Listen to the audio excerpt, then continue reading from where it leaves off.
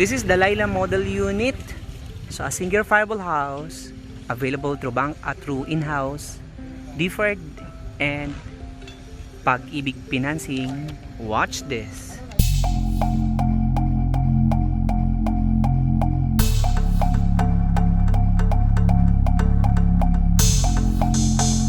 May buntag kaninyong tanan. My name is Ray Miliada, Division Manager dito po sa Antel Grand Village and Aniana. And for 2 days, nandito ako ngayon sa River Lane Trail. This is the mid-class project ng Antel dito sa General Trias, Cavite. So if you are familiar with the Governor Ferrer's Drive, so along the highway lang po yung project natin.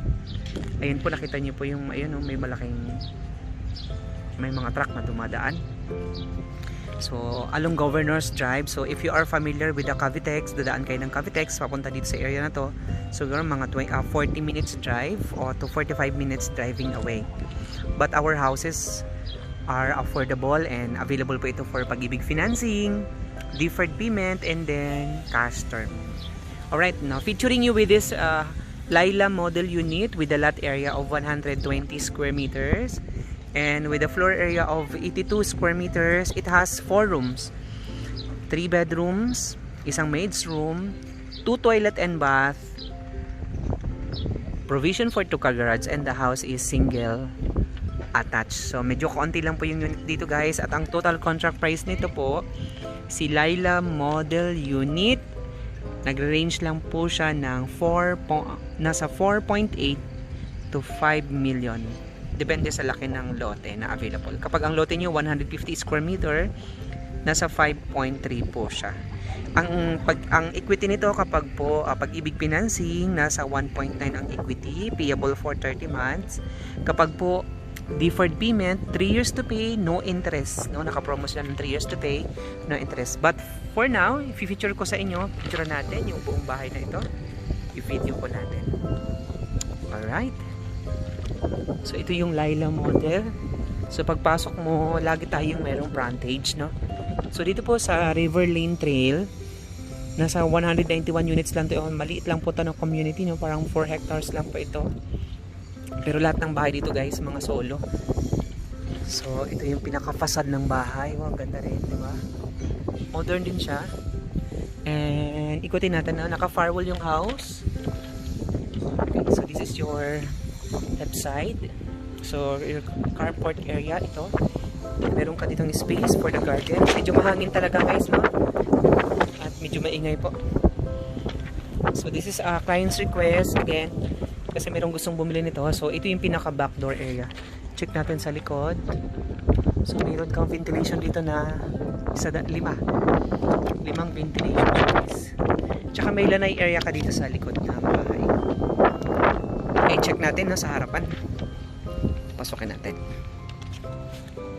So ang maganda dito sa bahay na to guys, medyo mas affordable lang siya ng konti. Pero ang wala lang po dito sa may River Lane Trail is our water park. Meron po dito basketball court and mga common amenities.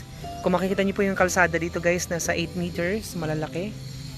Yung main road natin nasa 10, then yung mga secondary road mga 8 meters. Okay, pasukin natin sa loob. So as you enter, you will welcome this very large single door. Ayan, ang ganda din ng pinto niya kasi kahoy, no? Medyo classic and dating. So ang ano lang ito, dalawa lang yung room. Dalawa lang yung CR. So okay, so this is your living area, your receiving area. Yung kisame natin, ganyan na siya. So ipinapakita natin po, no, yung actual turnover na talaga po ito. Then meron kang meron kang mga outlets for your AC, even your TV, no? Ayan sa cable, meron na rin. Pero mahaba yung bahay. So this is living area. Then parang meron ka ditong island, no? Hallway sa gitna. And this is your kitchen's area. Wow, malaki. Mas maluwag yung bahay na to. Tapos meron ka isang room, no, sa ibaba. Ayan, ito na siya guys. Kung makikita niyo po, yung kitchen niyo po, ito siya. Ayan, this one siya guys. Ayan yung kitchen area. Yung atin pong plangka, ganyan na siya. And then, dito sa ibaba, meron ka isang room. So this is your maid's quarters room. Ayan. So, ang kisame natin mga 3 meters. No, not bad. Mataas din. Ayan, yung height ceiling. Tapos dito sa dining area po, meron kayo ditong lanai area. Look at this. No? Ang ganda. So, mga 2 meters po yung ating distance. Look at this, guys. Ito siya. So, kung ano nakikita niyo po dito sa video, ito na po yung actual po. Sa likod po, meron pa tayong 2 meters na setback. And then, dito sa ibaba, meron ka isang common CR, which is this one. Buksan natin. So, may mga fixtures na rin, at saka shower heads, meron na rin siya. At saka may isang ventilation dito para yung amoy, ayan, makakalabas sa ibaba. So, meron ka na rin yung switches. Actually, may ilaw na siya ngayon. Ayan siya, guys. Ayan. Alright. Okay. So, samahan niyo ako. Akit sa taas po. Hindi tayo. So, this is your living area. Ayan, guys. So, medyo separate po yung living at saka dining area niya. Which is, maganda po ang layout niya. Pero, ang kulang lang dito, guys, is the CR. Kasi dalawa lang yung CR nito. Isa dito sa ibaba. And sa itaas po is common. But, check natin. Kasi medyo madami siyang fixtures. Okay, so bukod pa po doon, no, meron pa siyang isang storage area dito sa ibaba po. Ayan, dito sa may ilalim ng hagdanan. Ayan siya. Okay, bilangin din natin yung hagdanan niya. Kung ano nakakita nyo dito sa video, ito po yung actual turnover po for this model, no, dito po sa Riverlane Trail. So, ang hagdanan natin, medyo wider naman po. So, oro, plata, mata. Oro, plata, mata. Oh, ang ganda dito, guys. Oro, plata, mata. Oro, plata, mata. Oro, plata. So, silver ba? So, okay pa rin. And then, meron ka ditong hallway sa itaas. So, check natin dito sa itaas po. Kasi medyo malaki talaga yung master's bedroom nito. Okay? So, dito sa itaas, meron kang 1 room. Okay. Then, this one is a 2nd room. So, meron siyang mga outlets na din. So, this is the common. Actually, common CR siya sa itaas, guys. Nakakonect siya dito sa master's bedroom. Ayan. So, dalawang CR niya. And then, check natin po sa master's bed. Kasi sa master's bed, napakalaki talaga ng kanyang bedroom. So, this one siya. So, kasya dito, guys, ang isang king size. Medyo marami lang siyang corner. At kung may gamit kayo, medyo mahirapan siyang i-design. Kasi hindi siya eskwalado. Medyo madami siyang corner. But, kaya naman siya dito po. Dito sa area na to. Master's bedroom. Ayan. So, master's bed. Pwede siya. Yung kisame natin, mataas mo sa 3 meters. And dito po, meron siyang mga outlet. And meron ka dito isang ventilation mag-alaki. Now, dito sa master's bedroom, ito siya kalaki, guys. So, ang total contract price nito, nasa Laila, nasa 4.8 to 5 million. No? Depende sa laki ng lote.